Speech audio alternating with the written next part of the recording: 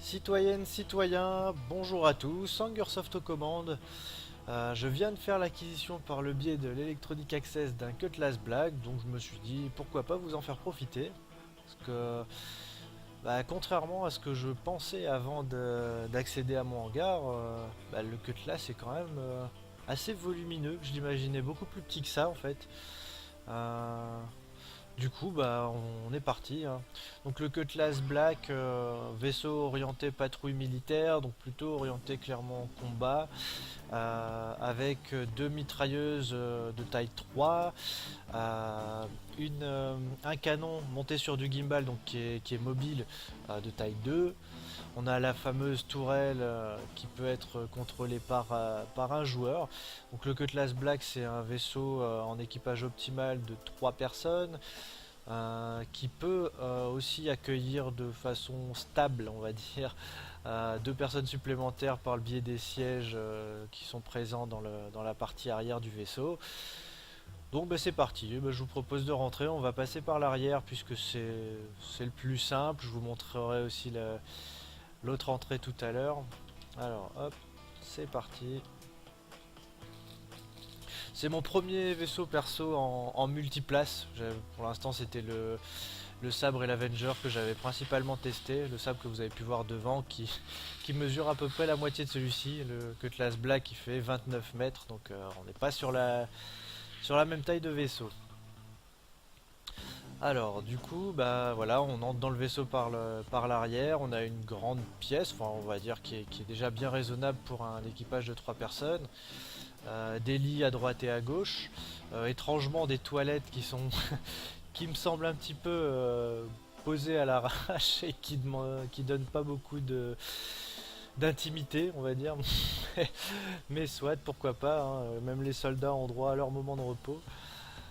Les fameux sièges dont je vous parlais tout à l'heure, donc en fait on peut avoir 3 personnes qui sont en mode équipage et 2 personnes à l'arrière prêts soit à être larguées sur une zone de conflit ou prêts à intervenir en cas d'abordage par un vaisseau ennemi, enfin que sais-je, en fait tout est possible. Donc en fait c'est un vaisseau, on pourrait le définir avec le bouton rouge. J'ai remarqué qu'il y en avait partout en fait. Tout ce qui est interactif avec ce vaisseau, ça marche avec des boutons rouges. Donc le fameux bouton rouge sur lequel il faut surtout pas appuyer, ici vous allez pouvoir vous faire plaisir. Donc le premier ici permet d'ouvrir le petit sas, qui vous permettra de sortir ou de re-rentrer rapidement dans l'espace plutôt que de passer par la sortie arrière qui est peut-être un petit peu plus longue à s'ouvrir, qui est peut-être aussi plus dangereuse quand on est en plein combat spatial. Donc voilà, on va refermer ça pour pas tomber malencontreusement pendant la vidéo, ça serait un peu triste.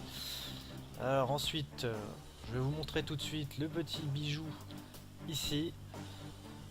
La fameuse tourelle pour un artilleur professionnel. Donc généralement les vaisseaux qui disposent d'une tourelle de ce genre, il faut du bon skill au niveau tracking. Donc c'est-à-dire vraiment réussir à bien suivre vos cibles parce que généralement ce genre de canon ça trempe de partout. C'est pas aussi stable que sur un petit chasseur léger. Donc ça demande de la compétence, mais voilà, en ayant ce poste, finalement, vous faites partie intégrante de l'équipage actif du vaisseau. Et quand je dis actif, voilà, c'est pilote, copilote. Voilà, c'est pas comme un soldat qui attend à l'arrière, qui a un rôle un peu plus passif tant qu'on n'a pas besoin de lui. L'artilleur, il est à son poste, et si on a besoin de puissance de feu, c'est clairement à lui qu'on va faire appel. Ensuite, donc, le troisième bouton rouge qui permet d'accéder à la salle du cockpit. Tout bêtement. La salle du cockpit qui est assez étrange de prime abord. Donc en fait, on a le copilote qui se situe ici, juste derrière le pilote.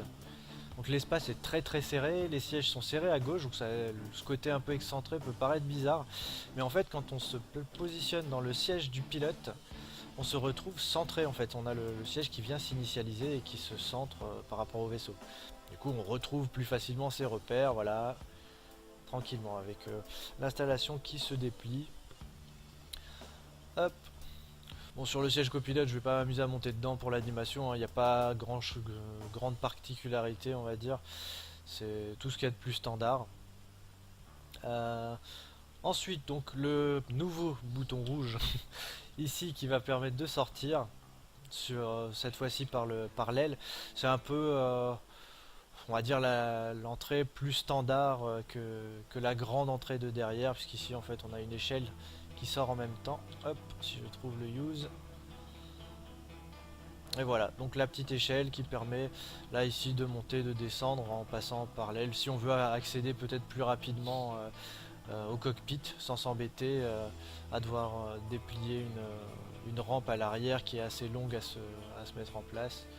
Donc, de la même façon qu'à l'arrière ou que les mécaniques à l'intérieur, on a le fameux bouton rouge, encore une fois, donc pour déployer ou ranger l'échelle.